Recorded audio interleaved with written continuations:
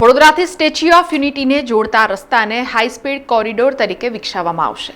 મુખ્યમંત્રી ભૂપેન્દ્ર પટેલે આ કામ માટે ₹382 કરોડ ફાળવવાની મંજૂરી આપી છે।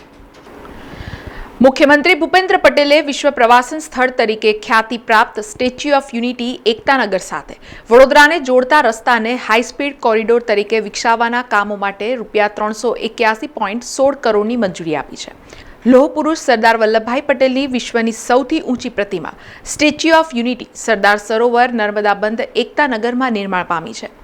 આ સ્ટેચ્યુ ઓફ યુનિટી અને એકતાનગરનું સમગ્ર પરિસર અનેક પ્રવાસન આકર્ષણો સાથે વિશ્વભરના પ્રવાસીઓનું કેન્દ્ર બન્યું છે અને મોટા પાયે ટુરિસ્ટ અહીં આવતા રહે છે।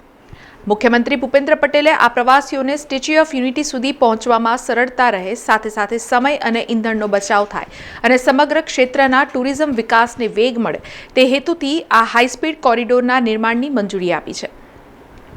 મુખ્યમંત્રીએ આપેલી આ મંજૂરીના પરિણામે હાઈ સ્પીડ કોરિડોરના ફેઝ 1ની કામગીરી અન્વયે વડોદરા નેશનલ હાઈવે 48 જંકશનથી વુડા હદ સુધી 6 માર્ગીય રોડ તથા બંને બાજુ સર્વિસ રોડની કામગીરી, વુડા હદથી ડભોઈ સુધીની લંબાઈ પૈકી બાકી રહેલ 2.5 કિલોમીટર લંબાઈમાં સ્ટાન્ડર્ડ 4 માર્ગીયકરણની કામગીરી હાથ ધરવામાં આવશે।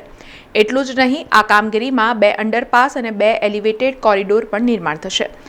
તદનુસાર રતનપુર ચોકડી ઉપર તથા થુવાવી જંકશન ઉપર 6 માર્ગીય વ્હીકલ અંડરપાસ તેમજ કેલનપુર ગામમાં અને સિનોર ચોકડી ઉપર 4 માર્ગીય એલિવેટેડ કોરિડોરની કામગીરીનો પણ સમાવેશ થશે। સમાચારોના સતત અપડેટ માટે TNN ન્યૂઝને YouTube પર સબસ્ક્રાઇબ કરી બેલ આઇકોન પ્રેસ કરો અને અમારી સાથે જોડાયેલા રહો Facebook, Instagram અને Twitter ઉપર।